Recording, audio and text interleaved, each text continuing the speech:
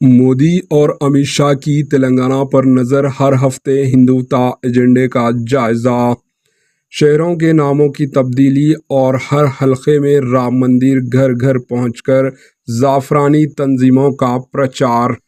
یوں تو لوک سبھا چناؤ ملک بھر میں ہوگا، لیکن وزیر اعظم پرائم منسٹر نریندر مودی اور مرکزی وزیر داخلہ امت شاہ کو صرف تلنگانہ سے دلچسپی کیوں ہے؟ سیاسی مبصرین اور بی جے پی قائدین کی اس بارے میں رائے مختلف ہے۔ مبصرین کا ماننا ہے کہ جنوبی ہندوستان ساؤتھ انڈیا میں داخلے کے لیے تلنگانہ اہم راستہ بن سکتا ہے، لہٰذا بی جے پی نے تلنگانہ کی 10 لوک سبھا نشستوں پر کامیابی کے لیے اپنی طاقت جھونک دی ہے۔ سیاسی اعتبار سے بھلے ہی مبصرین کی رائے درست ہو، لیکن بی جے پی قائدین کے مانیں تو صورتحال کچھ اور ہی دکھائی دے گی۔ بی جے پی قائدین کا دعویٰ ہے کہ تلنگانہ میں ہندوتوا ایجنڈے کی تشریح میں بڑی حد تک مدد ملی ہے، لہٰذا پارٹی کے قومی قیادت نے جنوبی ہند ساؤتھ انڈیا میں زعفرانی پرچم لہرانے کے لیے تلنگانہ کو تجربہ گاہ کے طور پر استعمال کرنے کا فیصلہ کیا۔ بی جے پی اور سنگھ پریوار کے حوصلے اسمبلی چناؤ کے نتیجے کے بعد بلند ہو چکے ہیں۔ 8 اسمبلی حلقہ جات میں کامیابی کے ذریعے بی جے پی قانون ساز اسمبلی میں دوسری بڑی اپوزیشن کا موقف اختیار کر چکی ہے۔ وزیر اعظم نریندر مودی اور مرکزی وزیر داخلہ امت شاہ اطلاعات کے مطابق ہر ہفتے تلنگانہ کی صورتحال پر سروے رپورٹ طلب کر رہے ہیں۔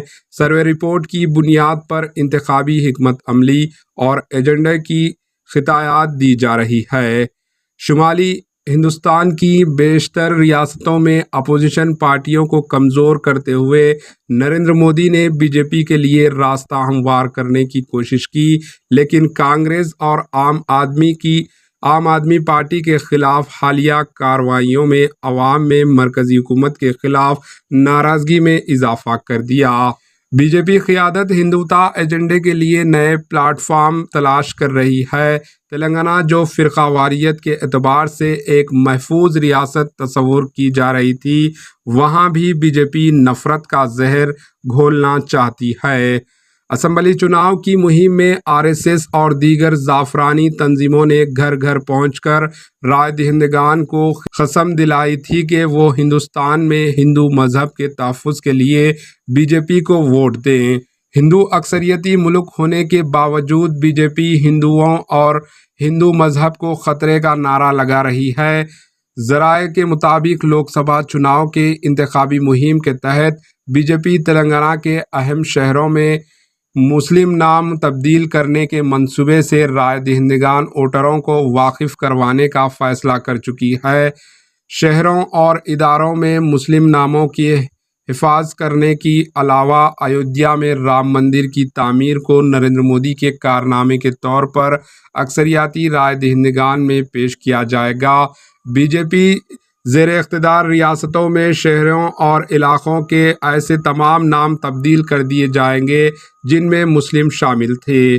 حالیہ عرصے میں مہاراشٹر کے اورنگ آباد کا نام بھی تبدیل کر دیا گیا۔ بی جے پی نے تلنگانہ میں حیدرآباد، سکندرآباد، محبوب نگر، نظام آباد، عادل آباد، آصف آباد جیسے اضلاع ڈسٹرکٹس کے علاوہ عثمانیہ یونیورسٹی کے نام کی تبدیلی کو ایجنڈے میں شامل کیا ہے۔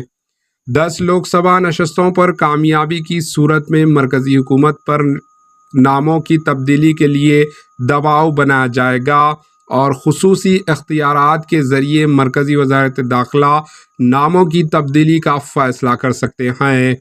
بتایا جاتا ہے کہ دیگر پارٹیوں میں موجودہ بعض قائدین کے ناموں کی تبدیلی کے سلسلے میں ہموار کرنے کی کوشش کی جا رہی ہے۔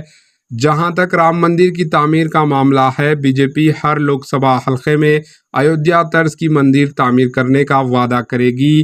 لوک سبھا چناؤ میں کامیابی کے لیے بی جے پی نے اگرچہ اپنا ایجنڈا برسرعام نہیں کیا ہے، لیکن ہندوتوا تنظیموں کے ذریعے گھر گھر پہنچ کر خفیہ انداز میں مہم کا آغاز ہو چکا ہے۔ موجودہ حالات اور بی جے پی کا نفرت پر مبنی ایجنڈا سیکولر جماعتوں، سیکولر پارٹیز کے لیے کسی چیلنج سے کم نہیں۔ سیکولر پارٹیاں بھلے ہی اپنے طور پر مقابلہ کریں، لیکن ہر رائے دہندگان پر بھاری ذمہ داری ہے کہ وہ تلنگانہ کو نفرت کی سیاست سے محفوظ رکھنے کے لیے اپنے کردار ادا کریں۔ ایک سیکولر رائے دہندگان کے علاوہ مسلم رائے دہندگان میں شعور بیداری اویئرنیس کی ضرورت ہے، کیونکہ رائے دہی کے معاملے میں ذرا سی غفلت بھی مستقبل میں پچھتاوا کا سبب بن سکتی ہے۔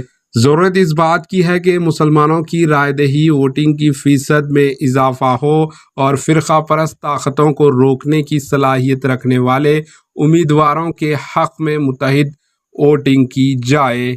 Bureau report, AHN news. AHN news کو لائک کریں، شیئر کریں اور سبسکرائب کرنا نہ بھولیں۔